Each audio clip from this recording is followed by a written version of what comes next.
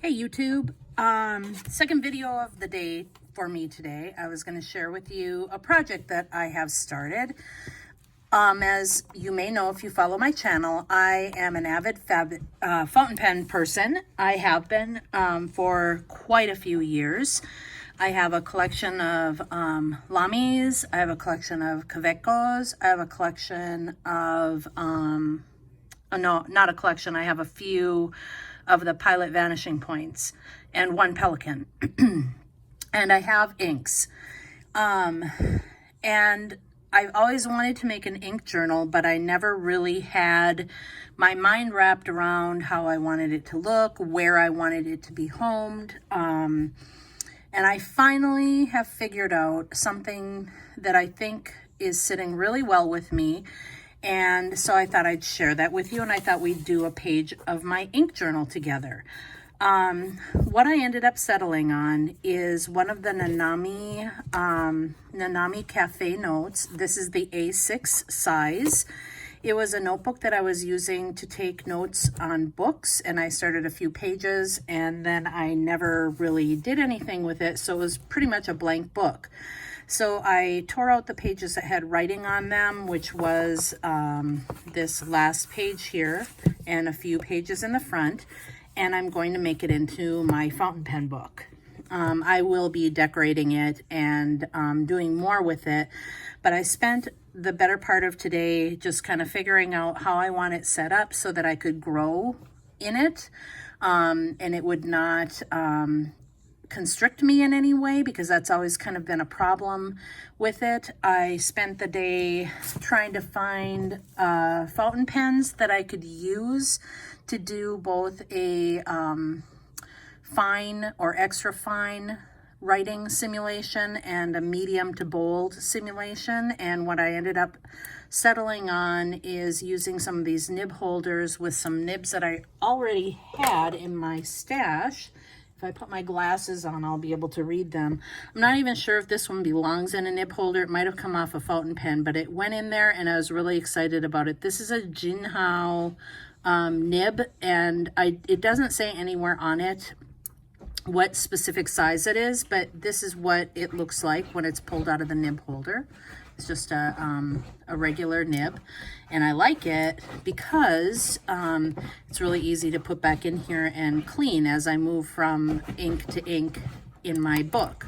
This is another nib that I found in my box of fountain pen things. This is much smaller and it's much older. I can't even read it. Schieffer's.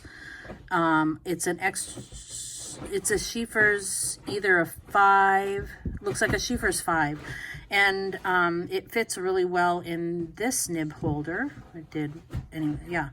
And then again, I just dip these in the ink, and then I have a cup of water nearby that I wash them out with when I move from ink to ink. I have my trusty ink rag handy to wipe the nibs off.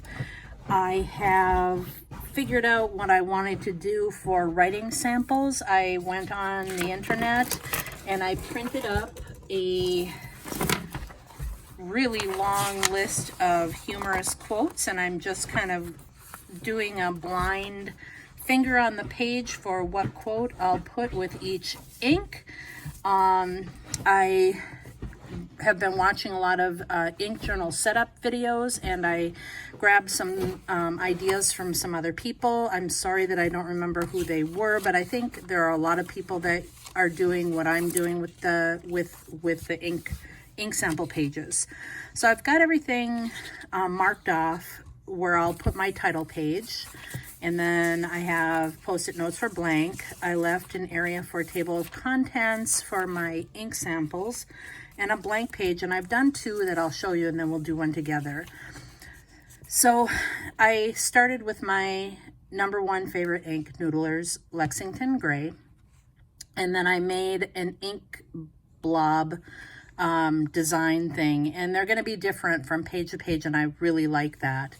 This is what I've seen other people do, the line and then the dots below it. I'm not sure that I even really need to do that, because the ink blot really shows the shading of the inks. I'm not into inks with sheen or glitter in them, but I really, really love ones that shade. And you can see with this Noodlers that you can really get a very light gray color to a really intense gray color. I do like the line because it shows it very light. If it's a drier ink, it will even be lighter than that. And then here's a sample of the extra fine sized nib and the medium to, I'd say it's more of a bold sized nib, but you can see the difference in the ink from one to the other, where you can see the shading much better on a broader nib than you can with a smaller nib. Okay, so this involves me continuously dipping my fountain pen in ink. I have some of the pages that I pulled out of this book handy to do some nib testing on.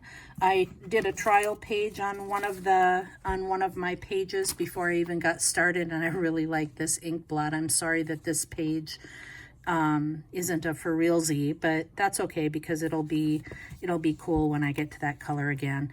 So I left 100 pages, and God help me if I end up having 100 bottles of fountain pen inks. But these would be the inks that are not samples. These would be inks that I own, and so certainly there'll be room to grow. And I will let you know when I've completed with my ink. The current inks that I have, exactly how many pages I filled. And maybe this is a really great way to keep tabs on myself too, you know, one in, one out, or whatever. Haven't decided what I'll do when I get rid of an ink or pass it on or gift it to a friend. Maybe I'll just fold the page in. I don't know. So anyways, I've got 100 pages for ink samples and then I've got a couple of blank pages planned out, and then I'm going to have the rest of the book, which is 100 and maybe 30 some pages, because of the ripped out pages. There's not quite the 360 some pages that this book is supposed to have in it. 480. They're counting both sides. I think I'm only counting one. I don't know. But there'll be a title page and a blank page. And then what I will do in the rest of the book is do a currently inked page so that I can see the pen with the ink color in it and keep track of when I put the ink in the pen so that I have a better idea when I need to clean pens. And probably in here will go something for when I cleaned a pen. Maybe I'll divide these pages into areas. I'm not quite sure what this is going to look like yet, and I'm nowhere near this part of the book anyways at this point.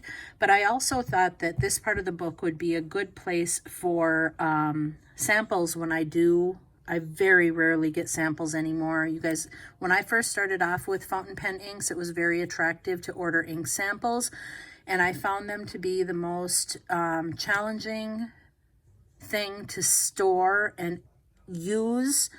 They were hard to open and get pens into, in my opinion, and the majority of the samples that I got I didn't care for, so I had a whole bunch of ink samples that I didn't want. And thankfully I have a colleague at work that is into fountain pens, and I gifted her the whole bag of ink samples that I had, and she was quite happy to have them, so they did not go to waste. So here's my number 2 favorite, and this one almost turned out looking like a dancing something. I really like this ink art. I'm just going to call it ink art. This is kind of my flair, the something quite predictable, but with some kind of a pizzazz on it. So I'm really liking this a lot. And again, 2 different humorous quotes on the bottom so that I wouldn't get bored writing the same thing over and over again. I thought that I would have to poke red hot skewers in my eyes if I had to write the fox jumped over the lazy dog however many times I have bottles of ink. So I'm going to reach for my number 3 favorite my third favorite ink ever, which is Noodler's Blue Nose Bear, and we are going to do this together. In order to do this, I need my ink, I need a Q-tip, I need the 2 pens that I will be writing with. I have off to the side, this is going to be really big in here, but I have one of these Zap American Crafts blowers so that I can blow it so that it's not going to take me forever to dry off the ink. I have my ink rag and some paper towels because how I do this can get very messy. And I actually watched a Goulet Pens video for how they make their ink blots or ink splashes, ink splots for their videos, and that's where I got the idea to blow on these to make them go in cool directions. I have my quotes. You can use whatever quotes that you want to, and then because I wanted the ink name to stand out a little bit more, I am using a Rotring 0.3 and a Rotring 0.1 pen for the name of the ink, and I have a piece of blotting paper just in case it's not quite dry. I know that this page is dry, so there won't be a problem turning it now, but I have that just in case too. Okay, so I think with that I have everything that I need handy and a new page, so here we go. The first thing that I've been doing, some of these inks haven't been used in a while, so I'll tip the bottle a little bit. And then I have been actually using the end of one of these pens in here, and then I am just dripping the ink and plopping it down on the page, and I wipe that off. Really easy peasy. Always put the cap on every time. Sorry, that's off the film. Now, I don't know, I'm gonna either have to have my head in here or do this off camera.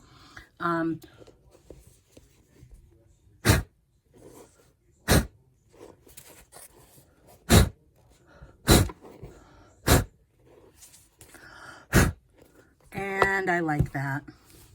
So every time I do this, there's a new design and a new surprise. On each page, everyone's going to be different, and I really, really like that. Then we take the heat dryer. Some of these are going to take longer than others, and I apologize for the noise. I'm only going to do one of these. You're not going to watch me do them all. I'll do a flip through of the book when I'm all done. But look at the color, the shading of this ink as it's drying. You can really see the beautiful variations in this ink.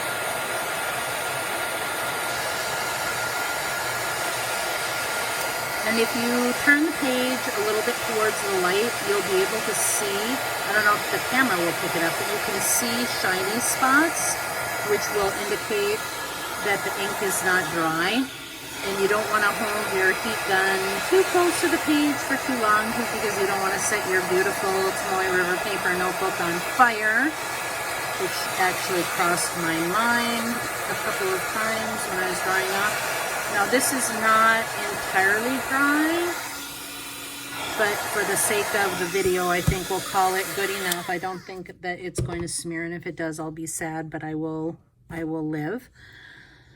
Okay, so I'm going to take my thicker of the 2 pens, and this ink is, where is this going to look good? Here, Noodlers.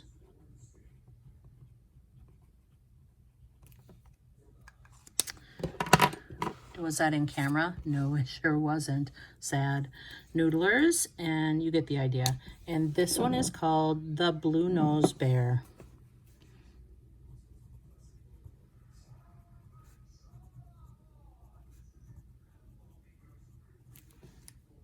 Okay. All right, so that's done. So I can put those away. Now we're going to reopen the ink. And we're going to do the line And I like that this line is going to be in different places on each page too. With it. See, this one's really wet. It comes out really dark. And then I like these little dots. Trying to get 7. And then I have a spot that I set this Q-tip so that it's not on my rag and it's not going to mark up my desk. It's actually in my eraser bucket over on the side. And I can write below this without worry of messing this up. So we're going to get out the fine nib pen. I think actually, I don't want to be using that. I want to be using this other pen. This is harder for me to explain. This is a pen that I found very early in my fountain pen collecting journey. It is a glass feed dip pen that actually will take up quite a bit of ink and write for quite some time. And I'm trying to figure out if I can use this and have it not be a hassle to clean out every time. So I'm dipping it in the ink, and you can see that I've got some ink on the pen, but not all the way up the glass feed. And it's probably a little bit more than I need. Let's try it on paper. Oh, it'll be good. And then pick a quote. So how about number 30? Okay, so number 30 is the surest sign that intelligent life exists. This is hard to look back and forth. Elsewhere in the universe.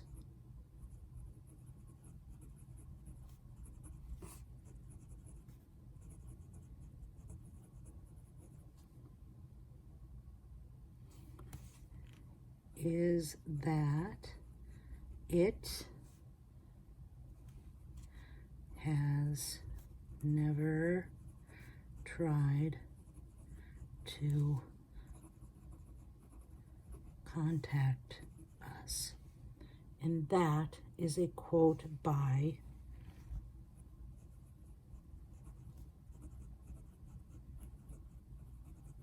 Bill Watterson, whoever Bill Watterson is. Okay, then I've got my cup of water, and I'm going to rinse this nib in the water and set it on my rag so that that can be drying out for my next ink sample. That one's going to be a little harder to clean out. And now I'm going to highlight that quote so that I know that that one's been used on my sheet. So I just took my highlighter and drew a line through it. And now I'm going to be careful because I want to get something that's not too long. So I see a shorter one on here.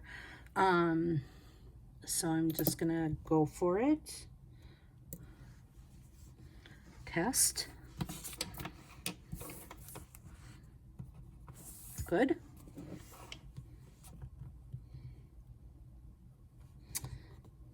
He who laughs, where'd that go? Last didn't get the joke. Some of these are great and some of them are just okay. And this is a quote by Charles de Gaulle. Charles de Gaulle. Rinse this nib off, set it on some paper towel to absorb the water. Then I'm going to move my water glass out of the way. I'm going to cap up my ink. I'm done. I'm done with this page. So we're going to shoot it with some more air and dry it off. because I can still see, oh, there you go. I can show you here. See that, the bright spots? That means those areas are still wet. I'm kind of aiming over here because that's where the ink cooled. And I think, aside from maybe a little bit more, you can literally see the wet spots disappear when it dries. It just changes all to a matte appearance. So, sorry that was out of frame again. It's really challenging. I've got my camera like literally about that far away from my desk so that it would be close enough for you to really enjoy and see the shading of the ink, my labeling of the brand and the color, the line and the dots, and then the two humorous quotes. Okay, and that's what I'm going to do with all of my fountain pen inks, so that I'll have this book of beautiful ink art and quotes, funny quotes, and something a little bit more, how do I say, like predictable and standard throughout the whole thing that I will also enjoy. And then my next step will be to go back to the table of contents, and I will write down which ink, number one, Noodler's Lexington Gray, so that I'll have a quick reference in the front.